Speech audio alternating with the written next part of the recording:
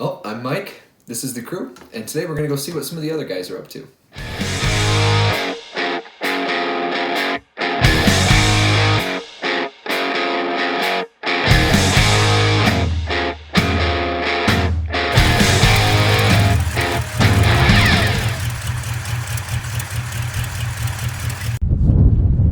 Yeah, so it's running a little rough.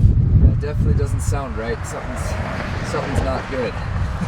Yeah, I started this morning by checking for vacuum leaks. I checked my spark plugs and wires.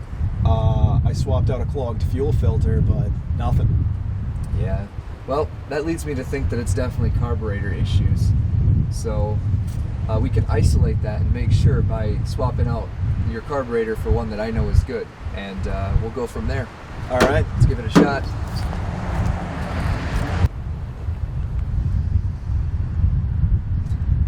Well, since all the carburetors that I have that I know are good, that are sitting on my shelves in my shop, are all spread bores, and this car here is a square bore. The only square bore I have that runs well, and that I know runs well, is the Holly in this thing. So we're gonna pull it out and see if that's our issue.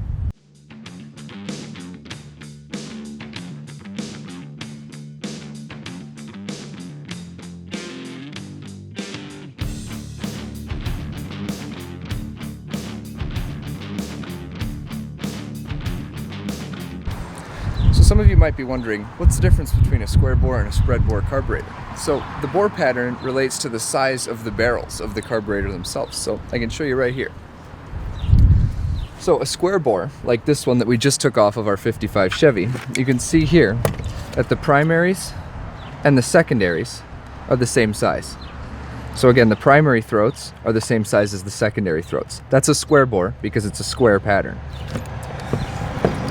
Now moving on to here, this is a Rochester Quadrajet, one of the most popular spread bore carburetors. So you can see on this one, you also have 4 barrels. However, your primaries are a lot smaller than your secondaries.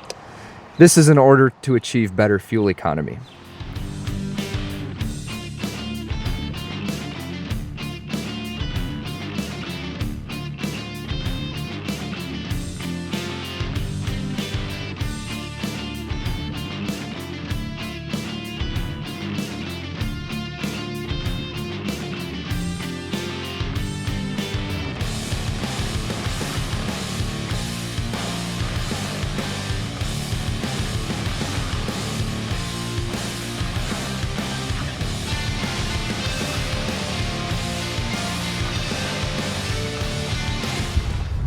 All right, carb's on.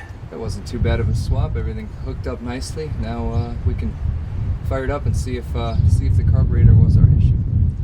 Yeah, if you want to hop inside and fire it up, I'll work the throttle out here and we'll see what happens.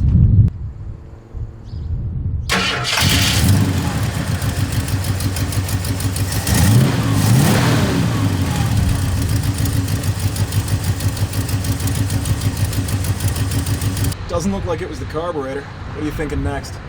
Man, well, unfortunately it's not the carburetor, so we'll just have to keep digging deeper into the engine and see if we can find the problem.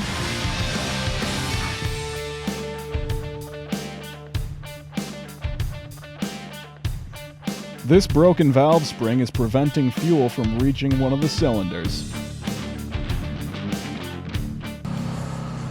So then that's our issue, that busted valve spring in the corner there? Yep, it's just one valve spring. That's why the engine still ran, but that'll make it run really bad because that valve is not actuating in time with the rest of the valve train. Well, we've taken it about as far as we can get for today. Unfortunately, sometimes you think it'll be a small fix and it isn't, but all I got left to do is order the parts and keep trying. Yep, you never know what you're going to run into, and unfortunately this is a little bit bigger job than what we can manage to do with the time that we have today. So what do you say we push it over onto the dead Ford truck pile and get to it next weekend? That fills me with hope. All right.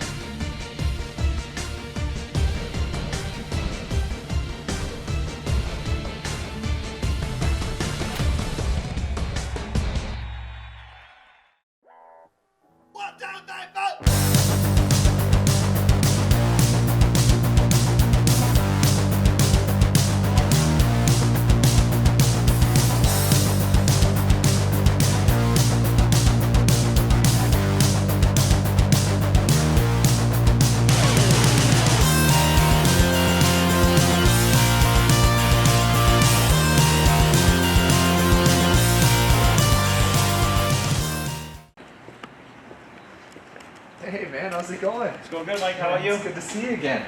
What you got going on here today? So today we're doing an exhaust swap on the Mustang. Oh, nice. We're replacing the old one with a brand new stainless steel setup. Okay.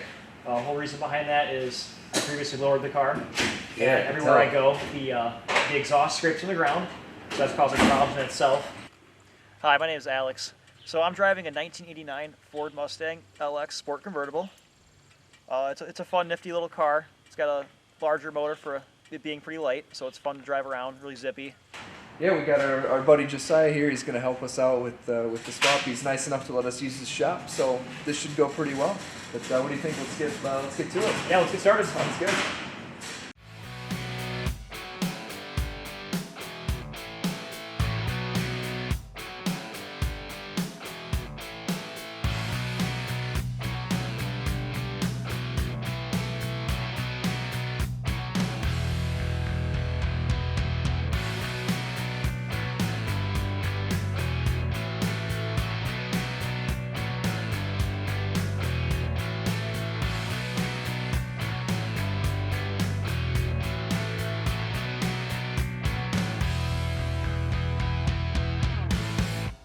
The old glass packs are the first to go. The next challenge is removing the section of pipe over the rear axle.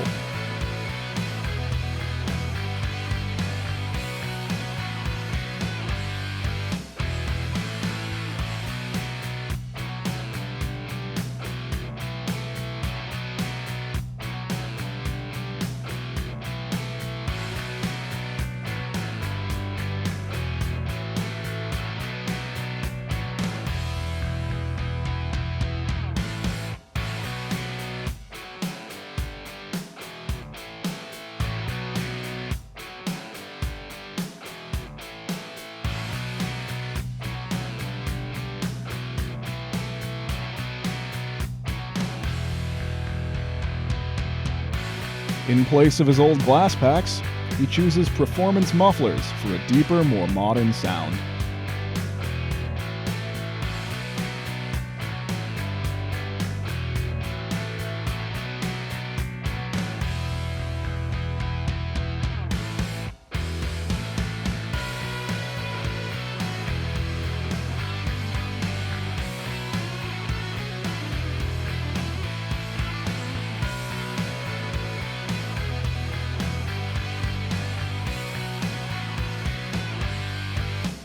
As they loosely fit everything together, they struggle to fit the new pipe in.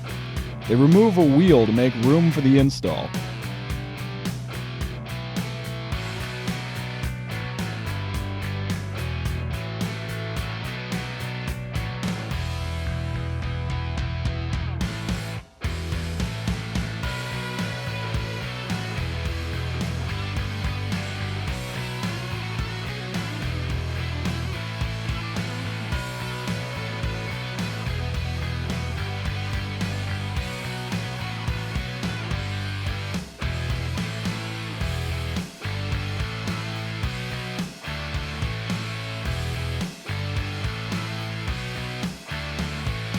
Alright, so this right here is the exhaust tip. It has teeth inside to change the sound of the engine. This is the glass piece of the exhaust. This will determine where the pipes have to go exactly, from as far as we can tell.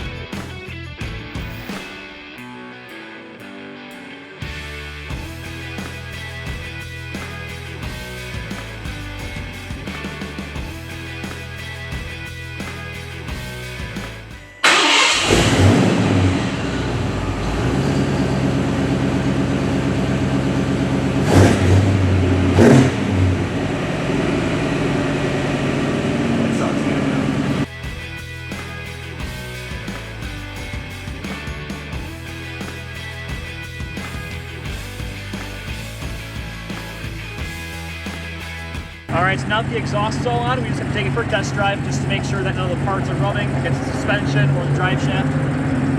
Yep, looks like everything went together pretty well, so hopefully we have no issues, but it's always good to make sure. Now let's take it for a drive.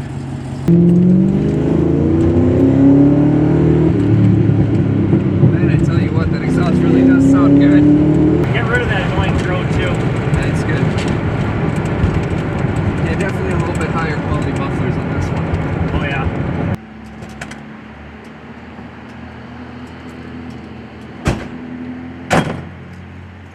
Oh man, well, that was a lot of fun. Oh yeah. Alright, thank you Mike for all the help. Absolutely, thanks for having us out. No problem. Well, we'll see you around. Don't get in too much trouble. Right?